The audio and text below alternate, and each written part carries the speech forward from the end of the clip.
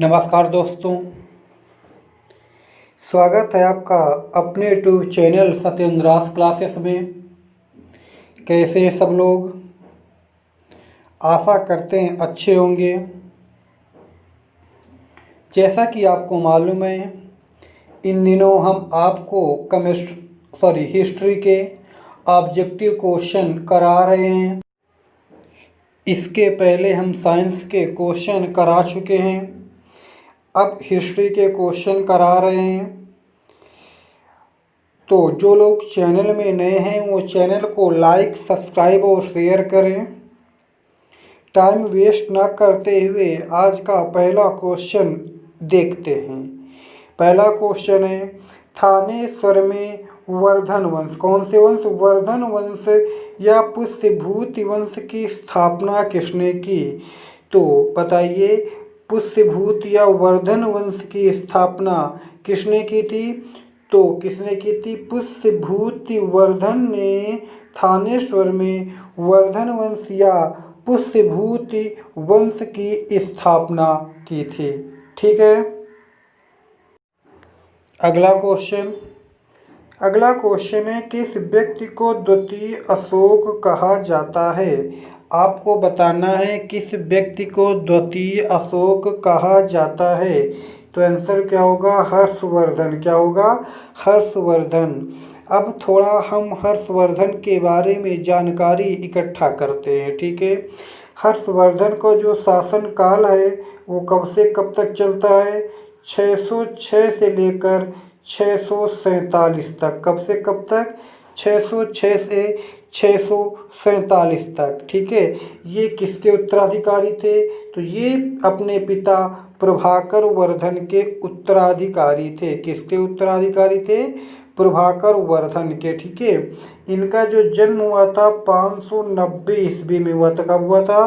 590 ईस्वी में हुआ था। और मृत्यु कब हुई थी? मृत्यु हुई थी 647 ईस्वी में। कब? 647 ईस्वी में। ठीक है। अगला क्वेश्चन है, हर्षचरित किसके द्वारा लिखी गई? सबको मालूम होगा, लेकिन हम साथ में आप लोगों को और भी डिटेल में जानकारी देते हैं। ठीक है, सुनिएगा। हर्षचरित किसके द्वारा लिखी गई? तो किसके द्वारा लिखी गई थी? सबको मालूम होगा, बाणभट्ट के द्वारा हर्षचरित लिखी गई।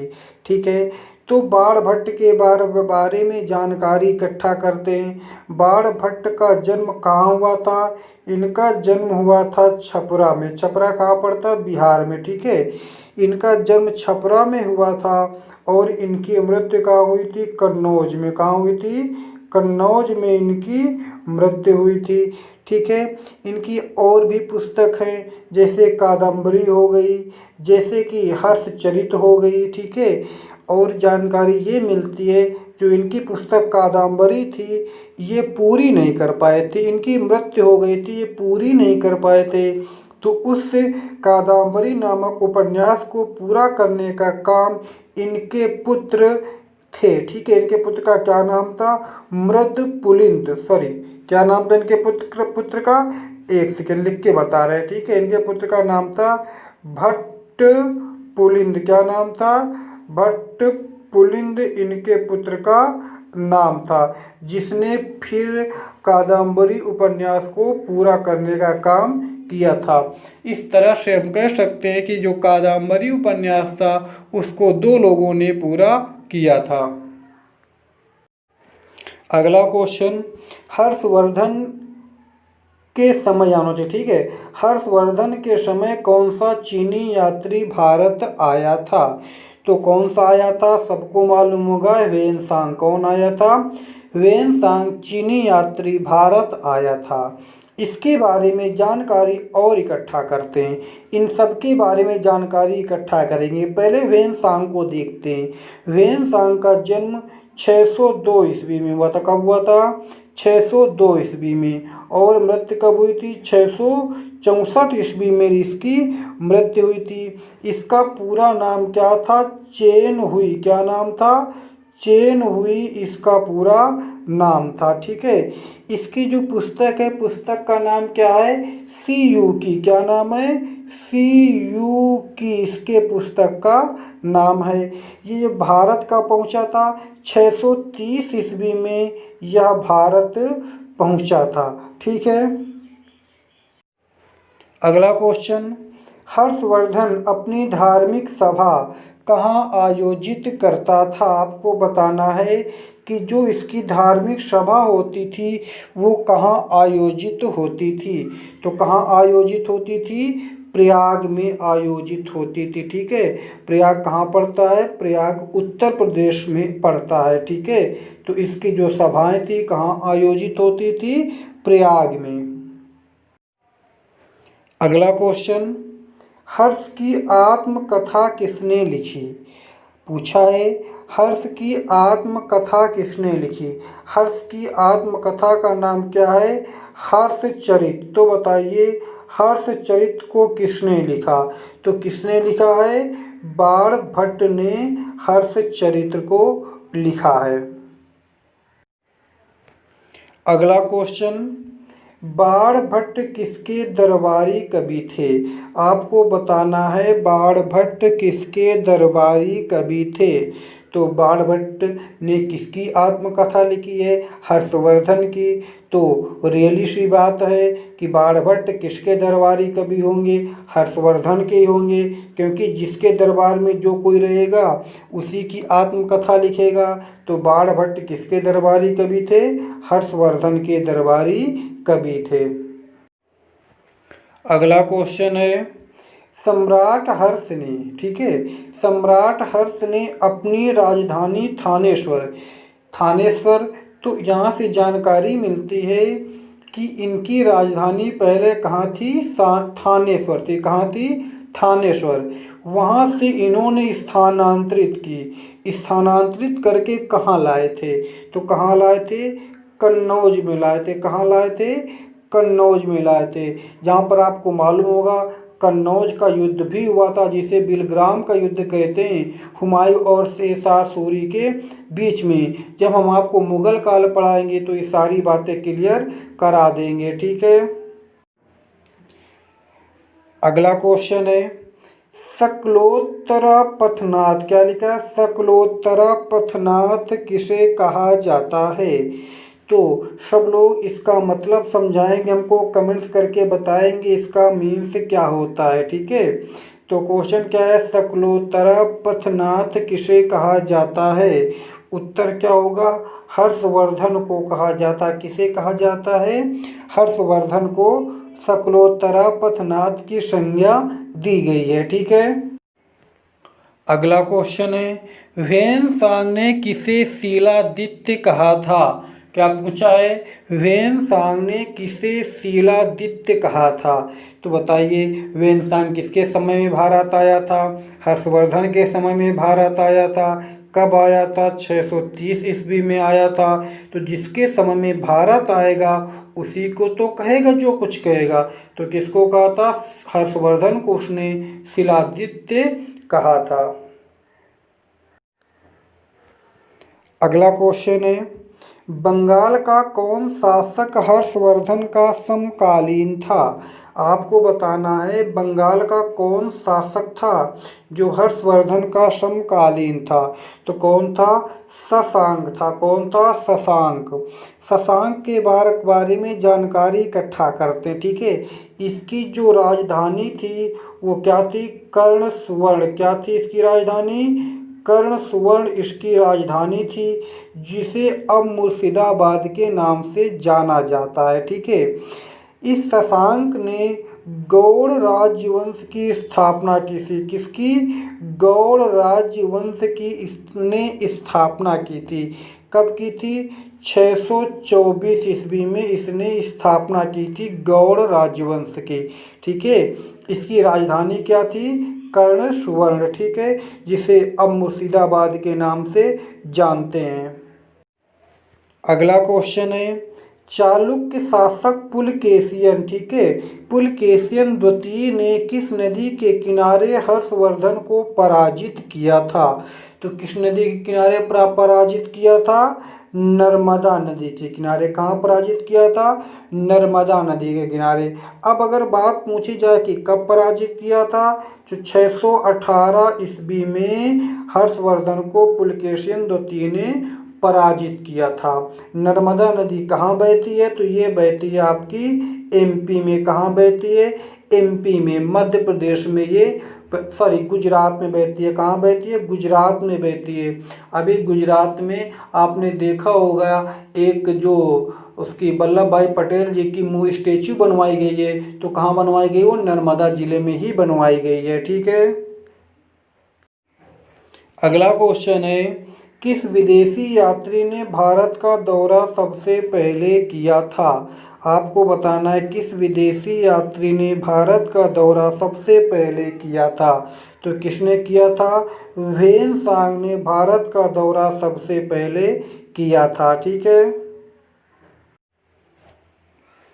अगला क्वेश्चन है, हितोपदेश के लेखक कौन है? किसके? हितोपदेश, हित उपदेश, ठीक है। हितोपदेश के लेखक कौन है?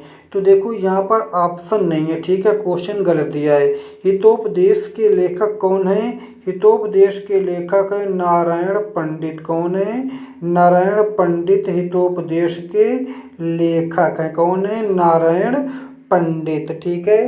हितोपदेश में प्रकृति, जानवरों, छोटे छोटे जानवरों के बारे में छोटी छोटी जो कहानियां हैं वो लिखी गई हैं, ठीक है। अगला क्वेश्चन है, कुंभ मेला का प्रारंभ करने का श्रेय किसे जाता है? बताना है कुंभ मेले को शुरुआत करने का श्रेय किसे जाता है? तो किसे जाता है? हर्षवर्धन को जाता है, ठीक है। अच्छा ये बताइए, कुंभ मेला, कुंभ कितने जगहों पर भारत में लगता है? ठीक है, तो कहाँ कहाँ लगता है? उज्जैन में। कहाँ लगता है? उज्जैन में लगता है। नासिक में लगता, कहाँ लगता है? नासिक में लगता है। आपको मालूम है इलाहाबाद में लगता है, यूपी में लगता है, मालूम है ना आपको, इलाहाबाद में लगता है। और कहाँ लगता है? उज्जैन हो गया, उज्जैन में क्षिप्रा नदी किनारे लगता है। कहाँ लगता है? क्षिप्रा नदी किनारे, ठीक है। और आपका जो प्रयाग में है, इलाहाबाद में, वो कहाँ लगता है? संगम में लगता है, ठीक है। और जो नासिक है, ये कहाँ लगता है? गोदावरी नदी किनारे। कहाँ लगता है? गोदावरी नदी के किनारे, ठीक है, याद रखिएगा। और हरिद्वार में कहाँ लगता है? 4 जगह लगता है, ठीक है। और हरिद्वार में कहाँ लगता है? गंगा नदी के किनारे, याद रखिएगा, ठीक है। उज्जैन, नासिक, आपका प्रयाग यानी इलाहाबाद, और आपका हरिद्वार, ठीक है। यहाँ पे क्षिप्रा के किनारे, यहाँ पर गोदावरी किनारे, यहाँ पे संगम में, यहाँ पे गंगा में। अगला क्वेश्चन, गुर्जरों को किस शासक ने पराजित किया? आपको बताना है गुर्जरों को किस शासक ने पराजित किया था। तो किसने पराजित किया था? हर्षवर्धन ने पराजित किया था, ठीक है। किसने किया था? हर्षवर्धन ने पराजित किया था। अगला क्वेश्चन, रत्नावली, प्रियदर्शिका जैसे नाटक के रचनाकार कौन हैं? बताना है। देखो रत्नावली एक तुलसीदास की भी है, ठीक है, हाँ। तो रत्नावली, प्रियदर्शिका जैसे नाटक के रचनाकार कौन हैं? तो कौन है? हर्षवर्धन है। कौन है? हर्षवर्धन। इन दो के अतिरिक्त इन्होंने एक और लिखी थी नागानंद करके, ठीक है। इसके भी कौन है? हर्षवर्धन ही है, ठीक है। अगला क्वेश्चन है, घंटी यंत्र, ठीक है, क्या लिखा है? घंटी यंत्र या तुला यंत्र का प्रयोग होता था किस चीज के लिए? इसका हम प्रयोग लोग करते थे, ठीक है, हम लोग नहीं, लोग करते थे। किसके लिए करते थे? तो किसके लिए करते थे? खेत की सिंचाई के लिए घंटी यंत्र या तुला यंत्र का प्रयोग करते थे। समय मापने के लिए मत सोच लेना, ठीक है, खेत की जुताई के लिए करते थे, ठीक है। अगला क्वेश्चन है ह्वेनसांग भारत में लगभग कितने वर्षों तक रहा। बताना है ह्वेनसांग भारत में लगभग कितने वर्षों तक रहा। तो कितने वर्षों तक रहा, 14 वर्षों तक रहा। लेकिन जो डिफिनिट है वो है 15 वर्ष। कितने हैं, 15 वर्ष। लेकिन यहाँ पे ऑप्शन में नहीं है तो हम किसको करेंगे, 14 वर्ष करेंगे। क्या करेंगे, 14 वर्ष। लेकिन क्लियरली ये 15 वर्षों तक भारत में रहे। कौन, ह्वेनसांग। कहाँ से आए थे, चीन से आए थे। 630 ईस्वी में ये भारत आए थे हर्षवर्धन के समय में। अगला क्वेश्चन है हर्ष के शासन काल में भू राजस्व की सीमा क्या थी। आपको बताना है हर्ष के शासन काल में भू राजस्व की सीमा क्या थी। तो बताइए भू राजस्व की सीमा क्या थी, 1/6 कितनी थी, 1/6 यानी कि एक हिस्सा लिया जाता था भू राजस्व का। ठीक है। अगला क्वेश्चन सेन वंश का संस्थापक था। आपको बताना सेन वंश का संस्थापक कौन था। तो कौन था, सामंत सेन सेन वंश का संस्थापक था। स्थापना की कब की थी, 1070 ईस्वी में की थी। ठीक है, सेन वंश की। सेन वंश 1070 से चलता है आपका 1230 तक। कब तक चलता है, 1230 तक। इसकी जो राजधानी थी किसकी, सेन वंश की, कौन कौन थी, गौड़ थी। कौन कौन, गौड़ थी, विक्रमपुर थी, नवद्वीप। कौन कौन, गौड़, विक्रमपुर और नवद्वीप, ये 3 राजधानियाँ थी। इस वंश का जो अंतिम शासक था वो कौन था, नारायण सेन। कौन था, नारायण सेन इस वंश का अंतिम शासक था। अगला क्वेश्चन राष्ट्रकूट वंश की राजधानी थी। आपको बताना है राष्ट्रकूट वंश की राजधानी क्या थी। तो क्या थी, मान्यखेत थी राष्ट्रकूट वंश की राजधानी। ठीक है। राष्ट्रकूट वंश के संस्थापक कौन है अगर बात की जाए तो कौन है, दंतिदुर्ग। कौन है, दंतिदुर्ग इसके संस्थापक हैं। तो स्थापना कब हुई थी, 753 में हुई। कब थी, 753 में। और ये कब से कब तक चलता है, ये चलता है 982 तक। कब से, 753 से 982 तक। राष्ट्रकूट वंश का जो अंतिम शासक था वो कौन था, इंद्र चतुर्थ। कौन था, इंद्र चतुर्थ इस वंश का अंतिम शासक था। अगला क्वेश्चन है किस प्रतिहार शासक ने, क्या लिखा, किस प्रतिहार शासक ने आदि वराह की उपाधि धारण की। तो किसने धारण की थी, मिहिर भोज ने। किसने, मिहिर भोज ने की थी। ठीक है। हाँ, ये प्रतिहार वंश का शासक था। ठीक है। ये विष्णु भगवान को बहुत मानता था मिहिर भोज, इसलिए इसे आदि वराह की उपमा भी दी गई है। इसने अपने पिता रामचंद्र की हत्या करके, किसकी, रामचंद्र की हत्या करके गद्दी पर बैठा और लगभग 49 वर्षों तक इसने शासन किया था। ठीक है। अगला क्वेश्चन है जगन्नाथ मंदिर किस राज्य में स्थित है। तो आपको बताना है किस राज्य में स्थित है, उड़ीसा। कहाँ स्थित है, उड़ीसा राज्य में स्थित है। इसका निर्माण कार्य को शुरू करवाने का काम किसका, जगन्नाथ मंदिर का किसने करवाया था, चोडगंग ने। किसने, चोडगंग ने इसका निर्माण कार्य शुरू करवाया था। ठीक है।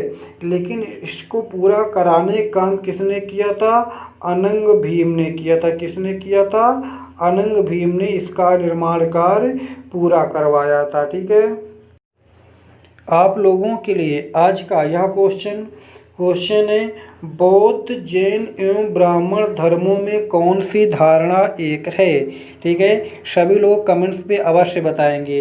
कल जो क्वेश्चन था मिहिर कुल से संबंधित, उसका आंसर होगा हुगड़ों से। किसका आंसर, जो कल हमने क्वेश्चन दिया था आप लोगों को करने के लिए, सब लोगों ने सही आंसर भी दिया था। हाँ, कुछ लोगों ने गलत दिया था। ठीक है। अधिकतर लोगों ने सही दिया है तो होगा हुगड़ों। इसका भी आंसर सभी लोग देंगे।